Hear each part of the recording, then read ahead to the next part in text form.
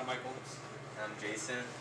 And we did a Pongue project where you would just throw the ball into the hoop and it would keep score for 4 players.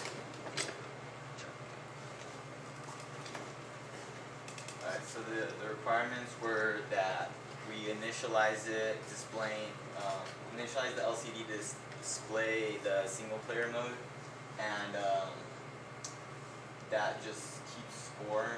And you could also, the user could choose between modes by just pushing the buttons, and the other mode is versus mode, and that's keeping score for two different players, and the score is constantly updated, so you can see that on the LCD.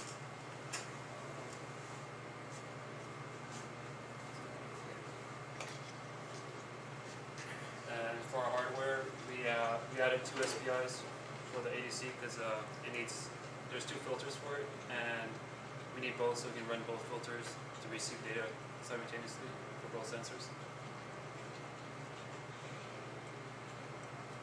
There's just standard LCD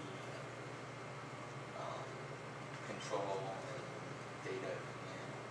And for our software, the system turns on, we initialize the screen, and initialize the timer, enable interrupts, and then the game mode sets to single player mode, and then immediately it starts sampling the analog to digital converter, and so it reads the sensor and it displays if the score is updated or if the score is triggered, and it just goes back, and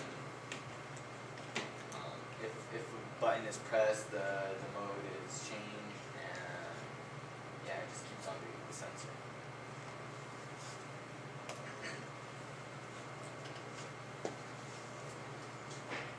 So because there's 2 SPI using the data receives, and then we need to do a dummy write to push the data through so we can grab the data coming in, and that took a while. Yeah. So the way the SPI works is so you have to push the data out in order to receive data. We send it to the data transfer register, and then that enables the clock, and that's the way we can sample the receive register. And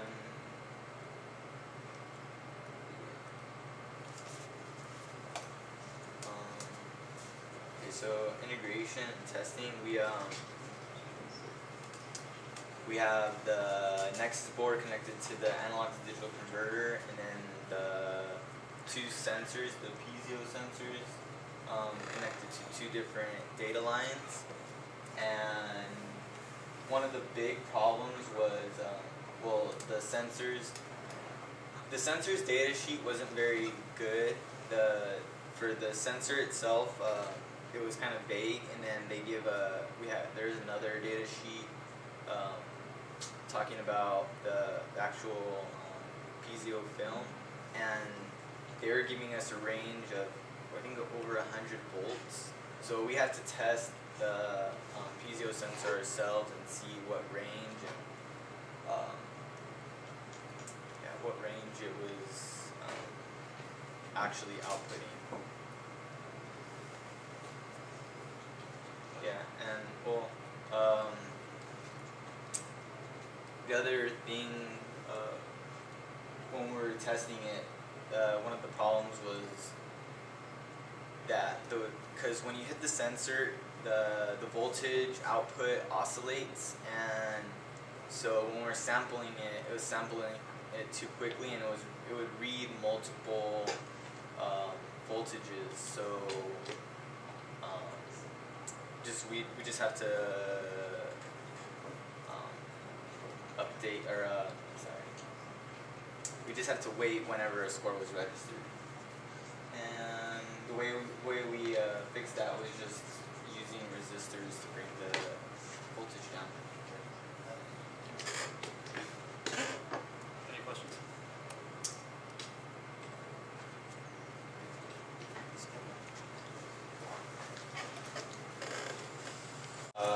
Initially, the score is 0, 0, and it's and this is single player mode. So this is the first player, and just get the game score updates.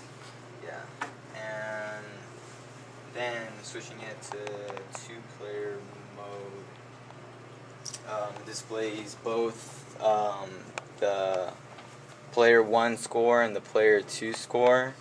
So if you score either one, whatever, it's keeping the score, and we have it so that when a player reaches 20 points, the LED flashes and it displays who wins.